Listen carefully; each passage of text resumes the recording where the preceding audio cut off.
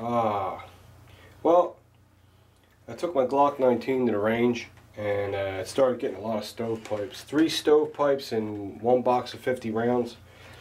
The first time I shot it, I had 1 stovepipe, but I didn't mention it because I figured, well, 1 stovepipe, that's probably just a bad round, so I didn't even bring it up. But now that it did it 3 times, I'm a little concerned.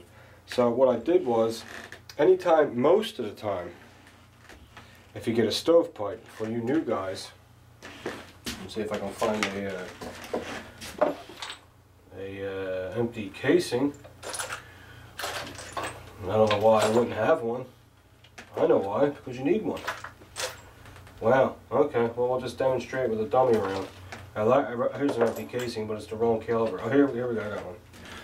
The stovepipe is, what happens is, safety check the weapon, because E-Bum yelled at me because I didn't safety check my last firearms video. See, the problem with these, you got to be careful when you're buying these aftermarket recoil springs. Now, the one that's in this particular gun is my buddy put in, and I don't know the name. I don't know this company. It's called ILMG is the name of the company. So it's not Brass Stacker, and it's not Glockmeister. So you got to be careful. Great looking recoil spring, no doubt. Real nice looking in the front. Nice stainless steel in the back. Looks great, but it's a different company. It's made a little different, and with a 9mm, the slightest difference can make your gun unreliable, because a 9mm casing doesn't have too much gunpowder in it.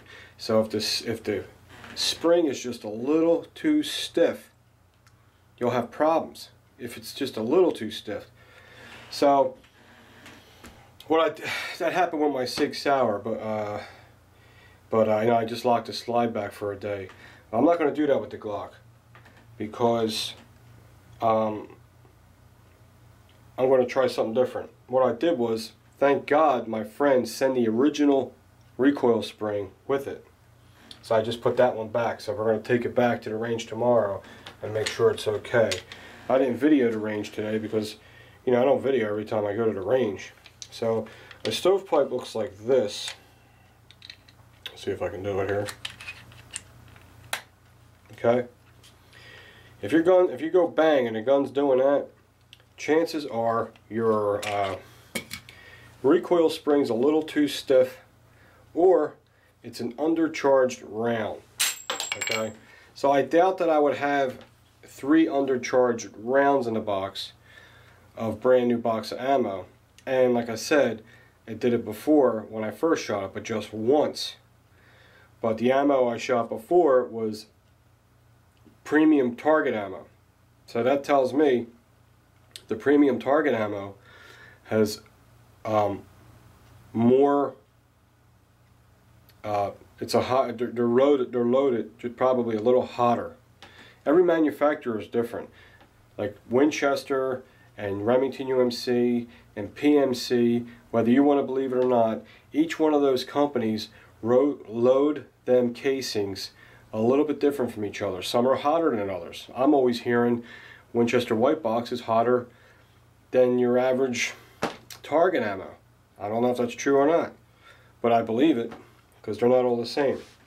So, to make a long story short, what I did was put the, I'm not concerned, put the original plastic Glock spring back in there, you know, where it was originally. You have to go back to square one.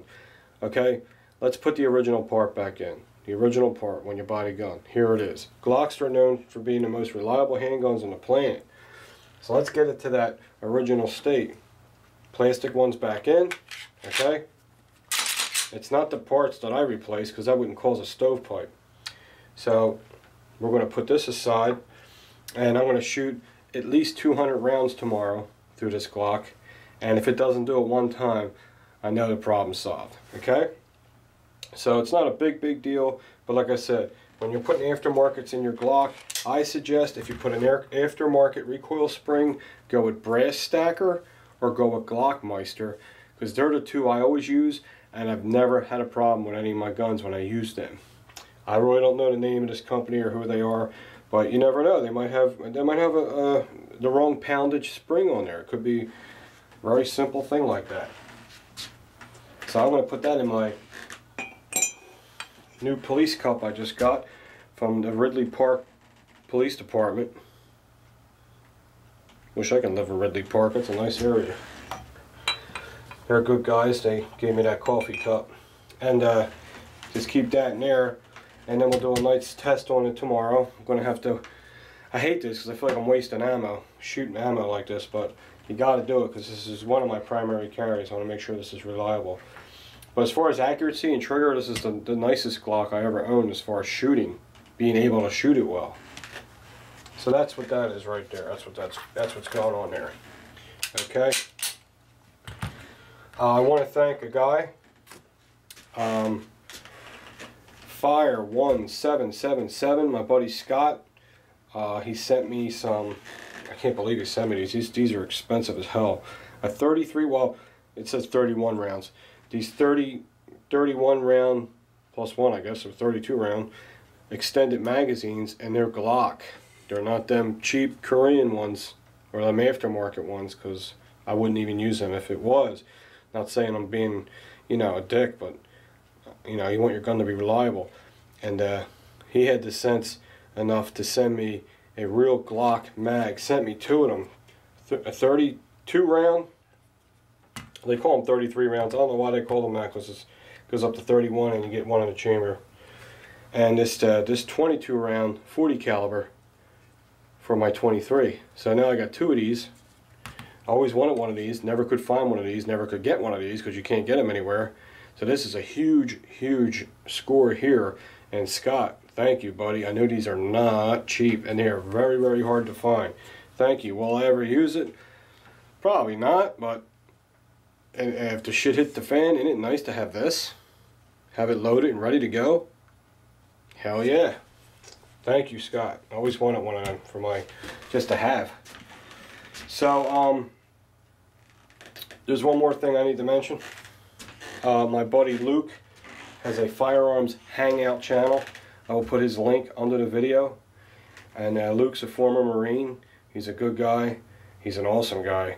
And I think it's this Thursday night. I'm not positive, but if you go to his channel, and you'll like his channel, you'll want to sub him and find out. But I know it's on a Thursday night, and this time it's going to be for the women.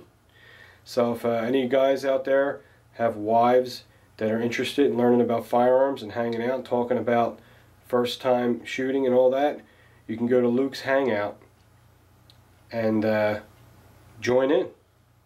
Not sure on the time and all that. Like I said, I'll put the link under the page and all the information will be there. Just feel free to call in and try to find out what you can. It's just a nice friendly hangout gun chat. Okay? Alright guys, well, that's all I got for you today.